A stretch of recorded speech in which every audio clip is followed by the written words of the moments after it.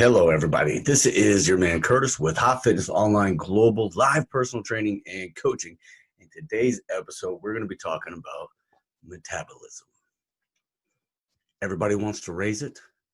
Everybody wants to know more about it. So we're going to dig deep into the science today, figure out what you can do in your life to jack your metabolism up, keep it up, and keep burning fat at a much higher rate. Let's do this. All right. Today's episode, we're going to be using a lot of different references. You can find those references down in the comments. As always, don't forget to subscribe to our YouTube channel. Don't forget to check out our Facebook group, Team Hot Fitness. And check out our website, teamhotfitness.com, where you can book a free online consultation, get a free session with a live online personal trainer, and get to know the team, the staff, and so much more. We got tons of free downloads over there. And you can link to all of our other social media right there. Meet the entire team at Hot Fitness Global Online Personal Training. Let's get into metabolism today.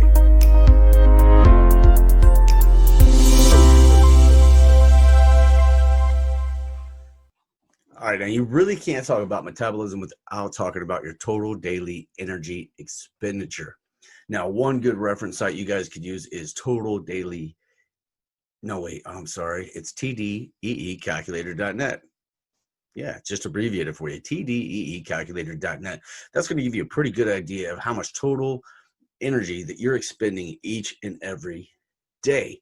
That's an important number, especially when it comes to training and controlling your body fat percentage.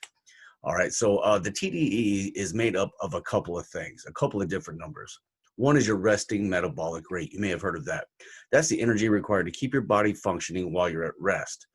Then you have the thermic effect of food, the energy that it costs you to chew, swallow, digest, and absorb and store all the nutrients from the calories that you're eating. Then you have the thermic effect of physical activity, or TEPA, the energy of activity like exercise, physical stuff, working, things like that. And then you have also NEAT, N-E-A-T. You guys have probably heard of that, non-exercise activity thermogenesis. That's energy that's expended for like everything that you do that does not consist of like exercise. I mean, that or sleeping or eating or physical activity. So it ranges from just standing or fidgeting and like me swinging back and forth in this chair right now. That is burning a certain amount of energy. What is the resting metabolic rate? The RMR is the total number of calories burned when your body is completely at rest. It supports like breathing, circulating blood, organ functions, and like your basic neurological functions of the brain. It's proportional to your lean body mass. Now, that's important to remember. It's proportional to your lean body mass. Lean body mass. It decreases approximately 0.01 kcal per minute for each 1% increase of body fatness. What does that mean? That means the more lean mass you have, the more muscle you have, the higher your resting metabolic rate is. The higher your resting metabolic rate, the easier it is for you to burn fat calories at rest. That decreases with every 1% of body fatness. How much?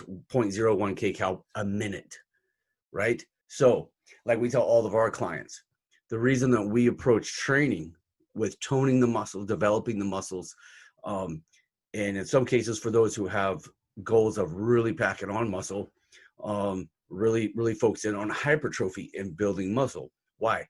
Because the more muscle you have, one, the easier it is to control how your body looks. Even for women, you can control the natural feminine curves of the body, the booty, the arms. You can determine how big you want everything.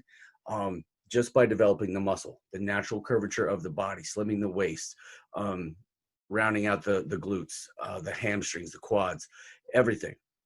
It allows you to determine, it gives you more control and a way higher fat burning capability just by increasing the resting metabolic rate, which is why I will always preach resistance training.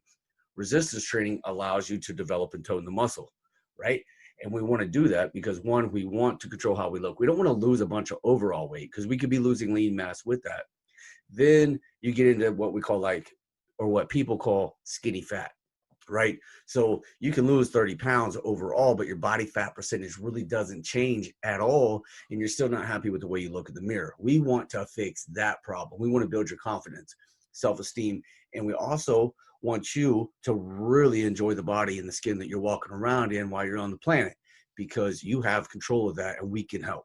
So by increasing the resting metabolic rate, we have more fat burning capabilities, and then so-called weight loss becomes much simpler, much easier, and much more efficient.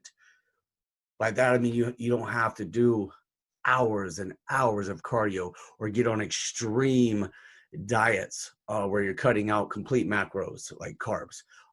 You don't have to do things like that to be in control of the way you look. In fact, our method allows you to enjoy food, see food as an energy source, and kind of redefine your relationship with food and how it applies to the body, how it comes into rest and the activity that you do. That way you're not spinning your wheels in the gym. That way you're not exhausted. That way you're not crashing. That way you're not moody.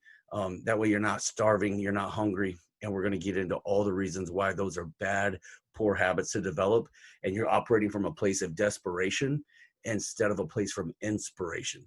When you operate from a place of desperation, I've noticed over the years that a lot of people that pursue weight loss, they develop some bad habits because they're looking for quick fixes, and long term actually do more damage than good, not only to your metabolism, but to the way your body looks, your energy levels, and your overall mood and happiness. So let's continue on down with this. Now, there's a lot of different ways that the resting metabolic rate, the basal metabolic rate, and things are calculated. Most of them are highly expensive if you want like 100% accuracy, but the TDEEcalculator.net does a pretty good job to calculate your daily energy expenditure. I'm pretty sure it uses the Mifflin-St. Jean formula, and so that is probably one of the most accurate mathematical formulas, but there is always a standard deviation of error, but it's going to get you really close.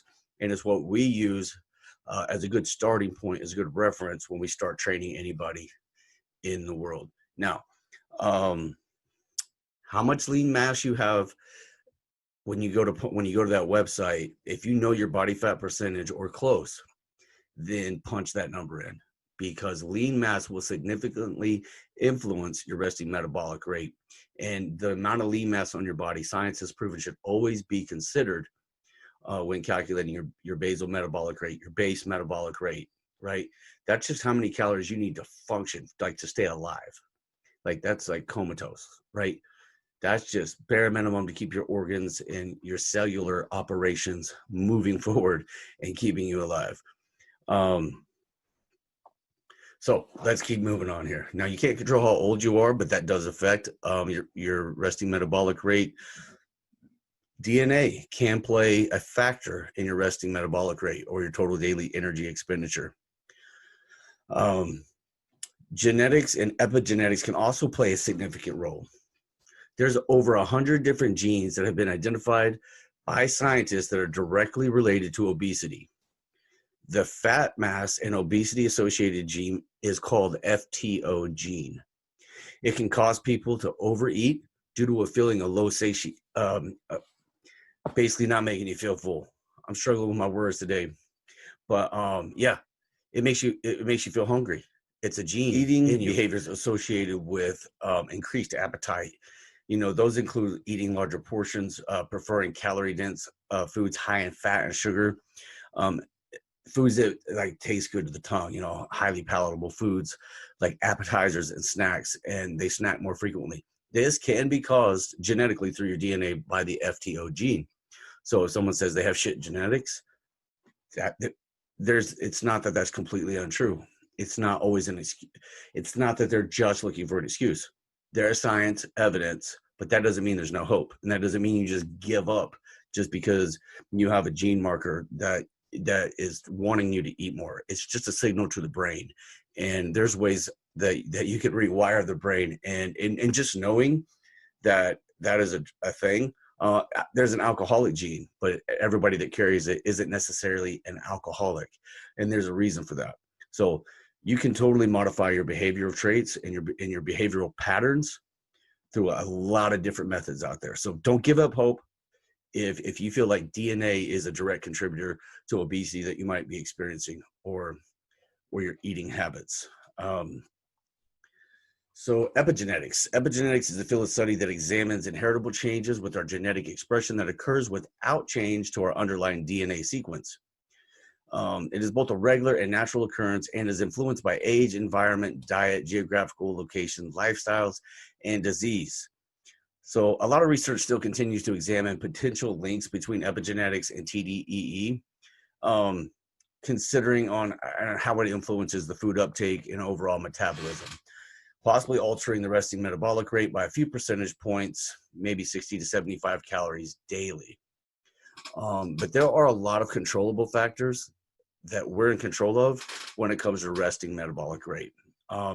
Honestly, the list is potentially endless, but the reality is that most fit professionals probably are limiting their strategies just to exercise, macronutrient calories, and maybe stimulants.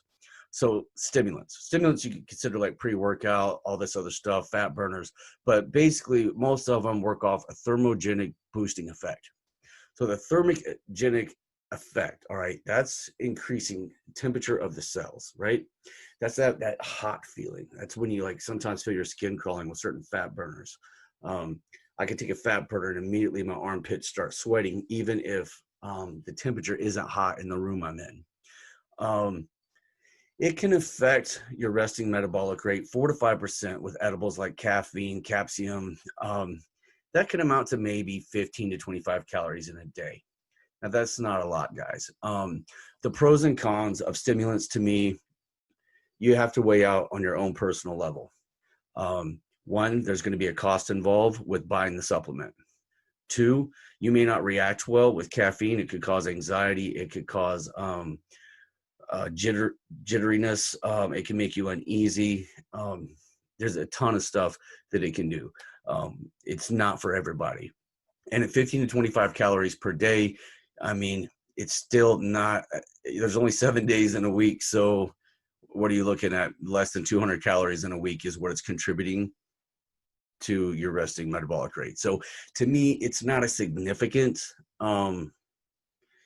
it's not an end all fix all. It's not a magic pill, guys. And that a lot of shit on the market right now is going to tell you that. A lot of the multi-level marketing stuff, whether they're mixes, drinks, shakes, whatever, tonics that you drink in the morning, you just mix this with water and that's how you start your day.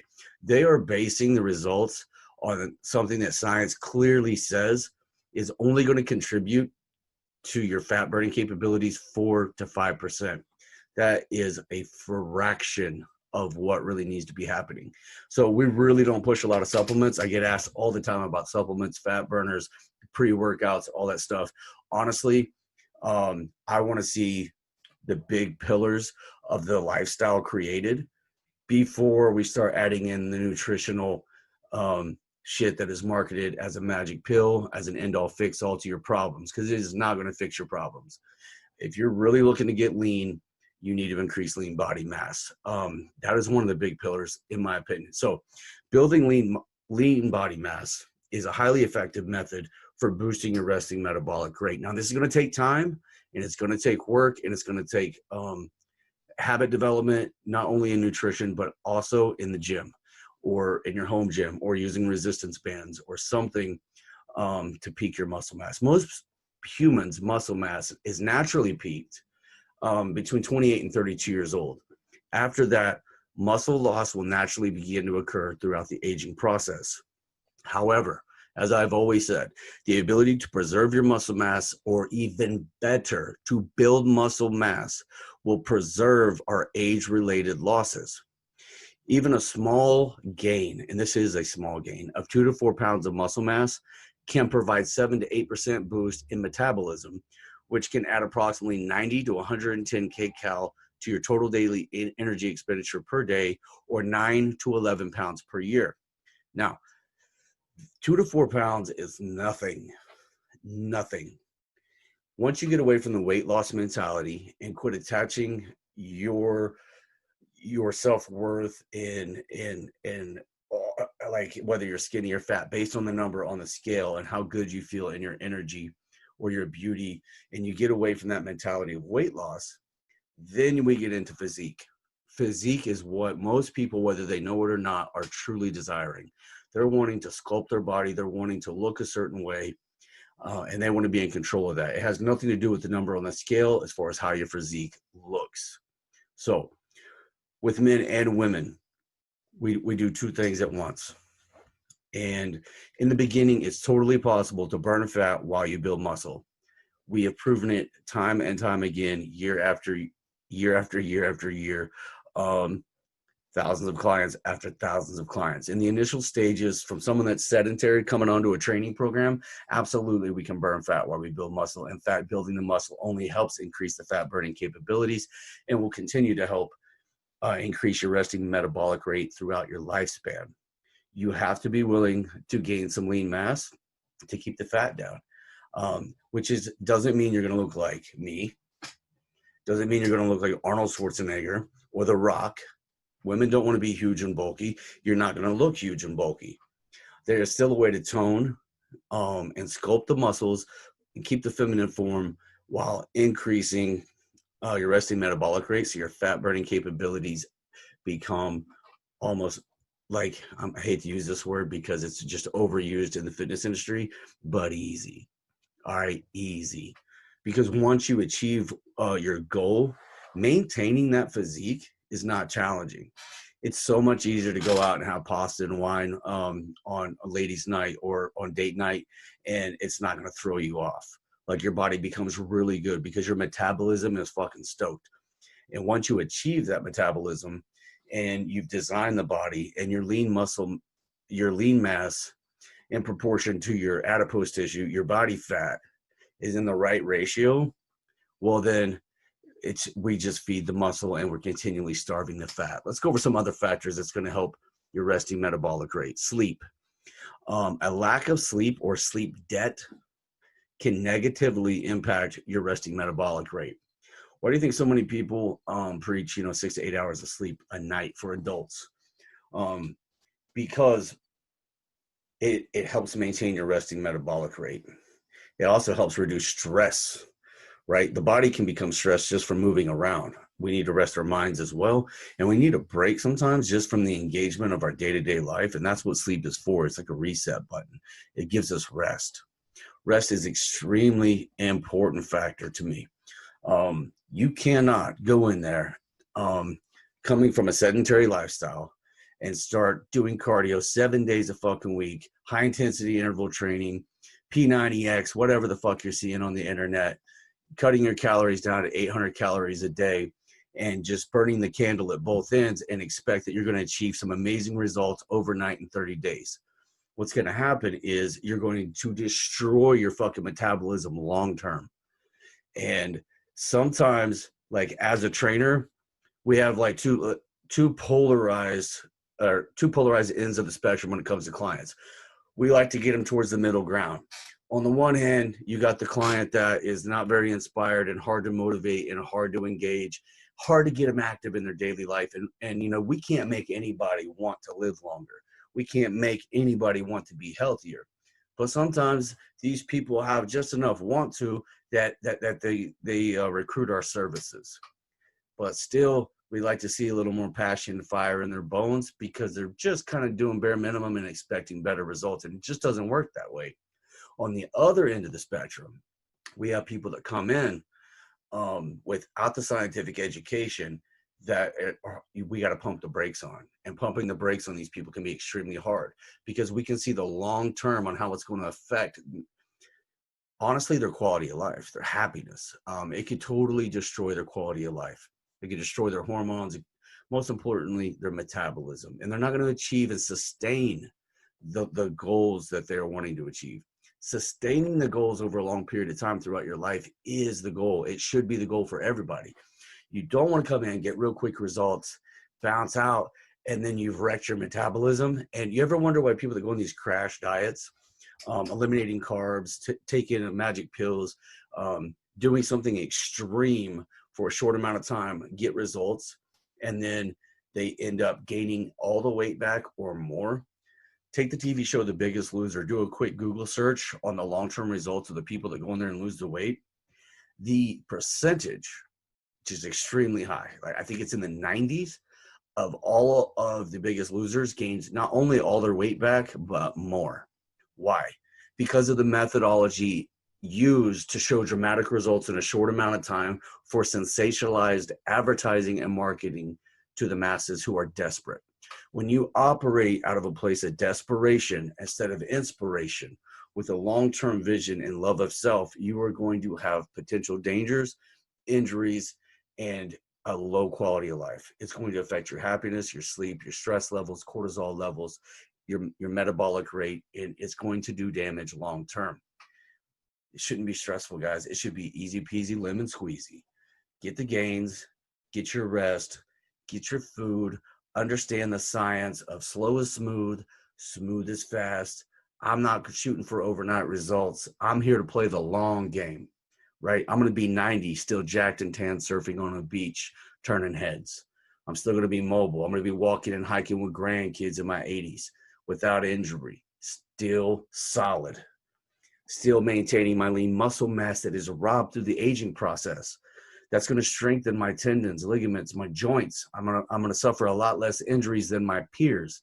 I'm going to avoid that total hip replacement, knee replacement, and all the surgeries. My heart, my cardiovascular system, everything. I take care of myself. I think of the long term, and that's what everybody needs to be doing. The bonus is that we get a look sexy or fit or whatever it is, the short-term vanity goal. That's great. That's a great bonus. But eventually we will age, my ears are going to continue to grow. My nose will continue to grow. The wrinkles will ultimately hit my face, but I am going to take care of my body like a machine.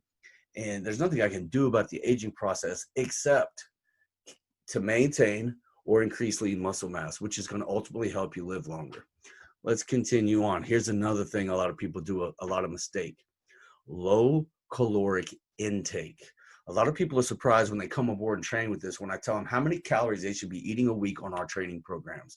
They're like, oh my God, that's a lot of food. Well, it's not a lot of food. You got to think of the big picture. You got to think of the science, the numbers, and ultimately your metabolic rate. 30 years of research demonstrates how the practice of eating very low caloric intakes, for example, starvation, 800 calorie diets, can suppress your resting metabolic rate. Guys, that is decades of research that supports this evidence. Decades. So people coming in trying to fucking get quick results, 500 to 800 calories a day, just eating just a bare minimum. They're wrecking their metabolism, and then they get frustrated. Oh, I can't lose weight. I barely eat anything and I can't lose weight. So, and then you're going to see these other fit pros being like, the starvation mode is a myth. I'd like to see the research on that, because we have over 3 decades that fucking clearly show eating 800 calorie diets, living in starvation mode suppresses the resting metabolic rate, which is the higher that is, the more ability you have to burn fat and build lean mass, which gives you more ability to burn fat. So there's a lot of bullshit out there that is not supported by science, but it sounds good to people, right? It sounds good to the ears. And they'll use some correlation, like it's not real because of this. And they have, without the scientific method, just made a straw man argument to throw you off in your brain so you don't employ logic and trick you into buying some bullshit. Anyway, yeah, how much can these crash diets suppress your resting metabolic rate? Like starving yourself, 800 calorie diets and less, as high as 20%. It could drop your resting metabolic rate as high as 20%. That means you've just, it's like cutting your own throat, literally, when you're not feeding yourself.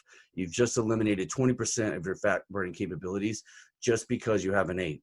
Under this kind of stress, sustained elevated levels of cortisol can suppress the thyroid, stimulating hormone production, which will ultimately impact thyroid hormones that are made to regulate metabolism.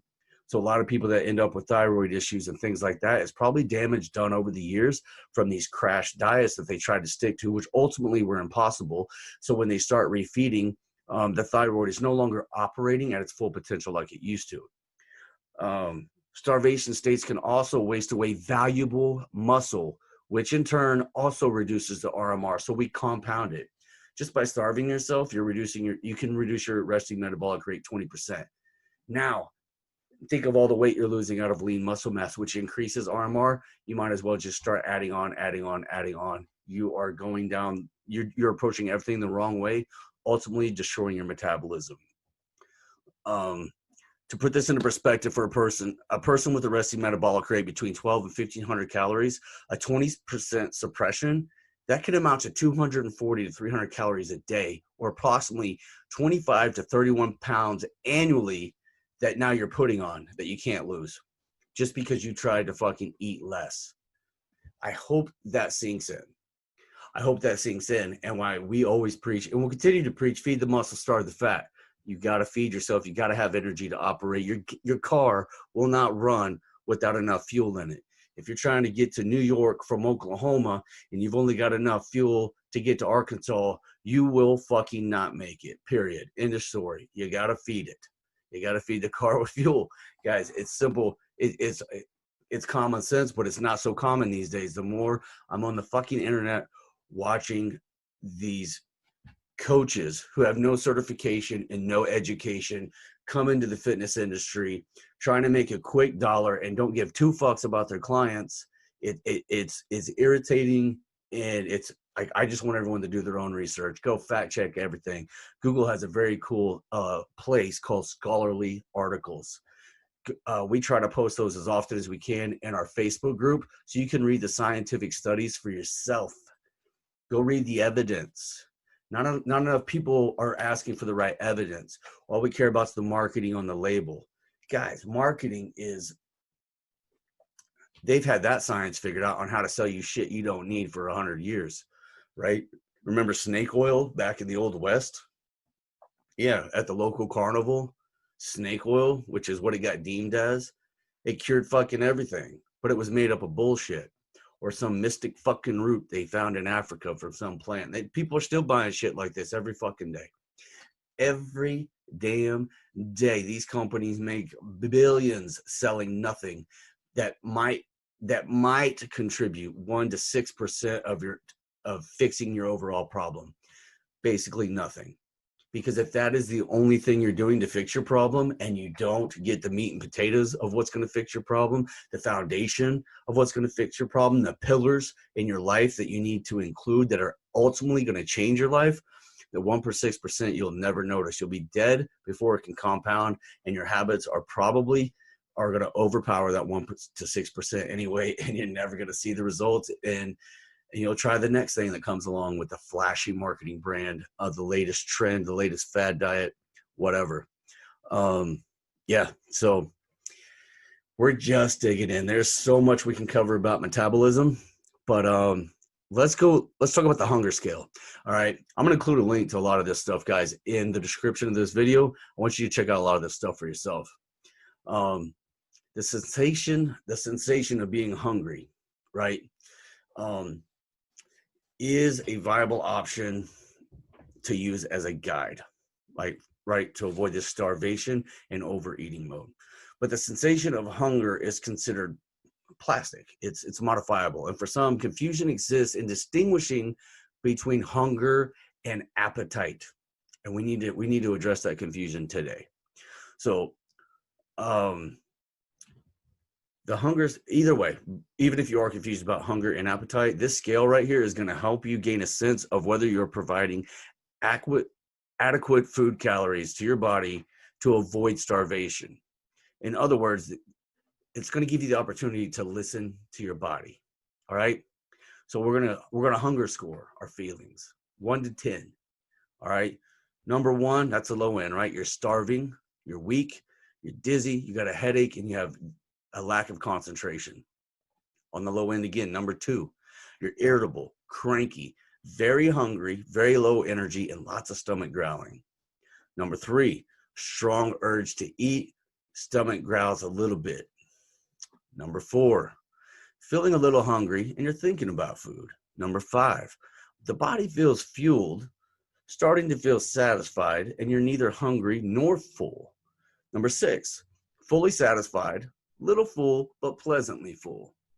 Number 7, we're getting to the other end of the spectrum now. A little uncomfortable, but can still eat an additional item.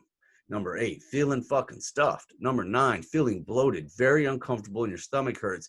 And number 10, you feel sick from overeating. Ideally, guys, you're going to want to spend your waking hours between the hunger scores of 4 and 6. When you're awake, You want to feel a little hungry thinking about food?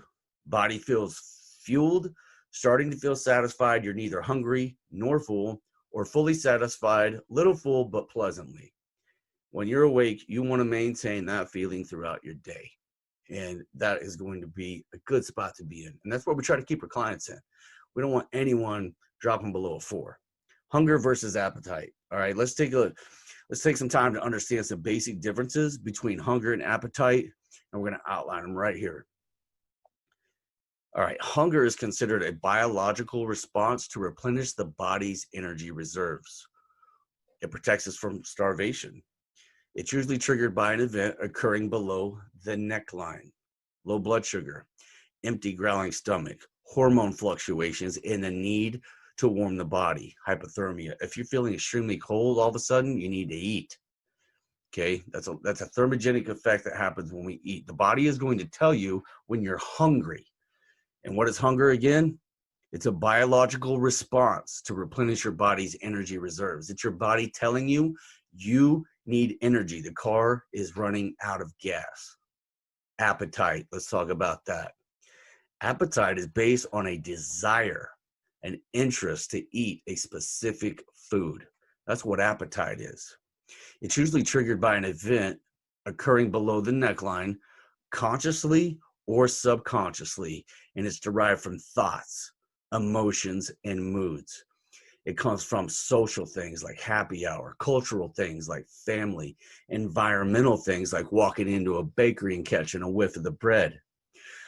You have a more rapid onset, and often it's independent of hunger, right? It's a craving almost. It's not time dependent, and it may persist even after you've ate. Usually it's only satisfied by a specific food, something sweet, something salty, which may then evoke emotions and thoughts afterwards like pleasure, guilt, shame. You guys know what I'm talking about. When you have that unhealthy relationship with food, that falls under the category of appetite, cravings, stuff like that. Because it's all based on your emotions, your mood, your culture, the social setting you're in, the environment you're in, and triggers.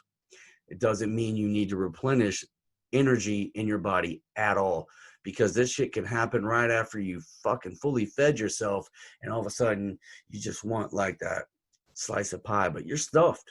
You already hit the buffet. You're filled, already uncomfortably full, and you could still have an appetite for something. That is not the body telling you that it needs energy.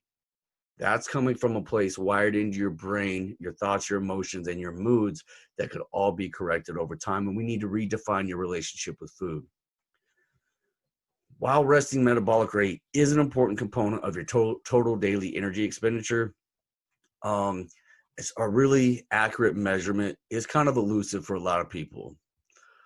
We do resort to a lot of the mathematical formulas. I've already told you about tdeecalculator.net. That is a great starting point. It's one of our more accurate mathematical formulas we use in the fitness and nutrition industry to determine your TDEE. But again, there is a variant of error that exists. Now, if you guys want more information and you want to learn more about your personal metabolic rate, if you want to understand your body better and you want to get past all the obstacles and plateaus that you keep hitting, or the psychological, mood-induced, social elements that are contributing towards your unhealthy appetites that are setting you back, if you want to avoid destroying your metabolism, and if you want to improve your lean muscle mass so fat burning capabilities become essentially easy, and maintaining the way you look becomes a lot less stressful, and you become a lot more well informed and educated on how to sustain the way you look, feel, your moods, your quality of life throughout the rest of your lifespan, then I highly suggest you go to teamhopfitness.com, click the blue bar at the top that says book a free consult. Not only will I talk to you myself one-on-one for at least 30 minutes, getting everything figured out for you, I'll let you do a live online training session with one of our global personal trainers and see how you guys vibe. Because we are here to change and transform your life for the better with no bullshit, real science, real results. Hope to see you soon.